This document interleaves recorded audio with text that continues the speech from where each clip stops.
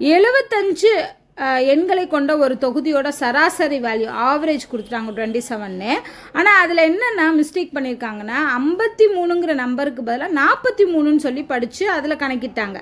So அப்போ இது ராங்கான average. அப்படி கரெக்டான நம்பர் 53 போட்டிருந்தா எவ்வளோ கரெக்டான ஆவரேஜ் கிடச்சிருக்கும் அப்படின்னு கேட்டிருக்காங்க. ஸோ ஆல்ரெடி சொன்ன மாதிரி தான் ஃபஸ்ட்டு ராங்கான நம்பர், அதாவது 75 எண்களில் 27 சராசரி கிடச்சிருக்கு இல்லையா. அப்போ சராசரியையும் இந்த நம்பரையும் 75 எண்களையும் ஆட் பண்ணோம்னா டோட்டல் கிடைக்குமா? அந்த 75 எண்களை கூட்டுனா வரக்கூடிய டோட்டல் கிடைக்கும். அந்த டோட்டலில் எவ்வளோ இந்த ராங்கான நம்பருக்கும் கரெக்டான நம்பருக்கும் இடையில் உள்ள அந்த டிஃப்ரென்ஸை கண்டுபிடிச்சி அதை ஆட் பண்ணி அகைன் அதுக்கு சராசரி கண்டுபிடிக்கணும். இதுதான் பண்ண போகிறோம்.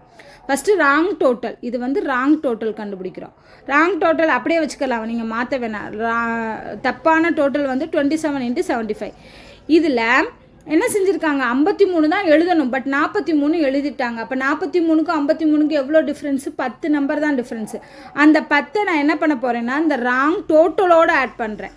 அப்படிங்கிறப்போ இது என்ன ஆயிரும், ராங் டோட்டல் வந்து கரெக்டான டோட்டல் ஆயிருமா? 27 × 75 பெருக்கி அதை 10ஆல் அடித்தோம், 10 கூட்டணும் அப்படின்னா அது வந்து கரெக்ட் டோட்டல் ஆயிரும். இப்போ இதுக்கு நம்ம என்ன கண்டுபிடிக்கணும்? ஆவரேஜ் கண்டுபிடிக்கணும். எத்தனை எண்கள் இருக்குது? 75. அப்போ 75ஆல் வகுத்தோம்னா இதுதான் வந்து கரெக்ட் சராசரி.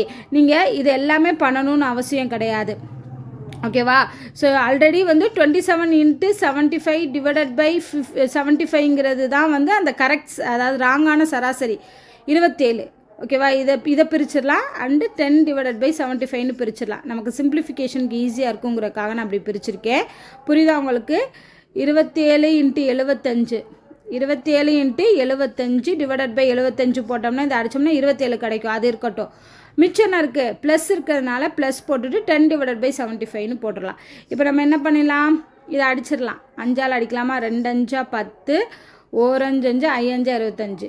அப்போது 2 உள்ளே இருக்கும், 15 வெளியே இருக்கும். இதை வச்சு நம்ம என்ன கண்டுபிடிக்கணும்? பாயிண்டில் வர டெசிமல் வேல்யூ கண்டுபிடிக்கணும்.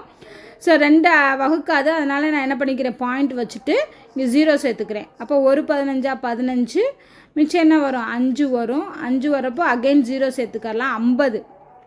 15ல் 3 டைம்ஸ் போடலாமா? 3 டைம்ஸ் போட்டோம் அப்படின்னா 45 கிடைக்கும். ஓகே, பாயிண்ட்டுக்கு அப்புறம் 2 பாயிண்ட் இருந்தால் போகிறோம். ஆல்ரெடி 27ங்கிற ஹோல் நம்பர் இருக்குது, அதோட 0.13 ஆட் பண்ணோம்னா 27.13 அப்படிங்கிறது கிடைக்கும் ஆன்சர்.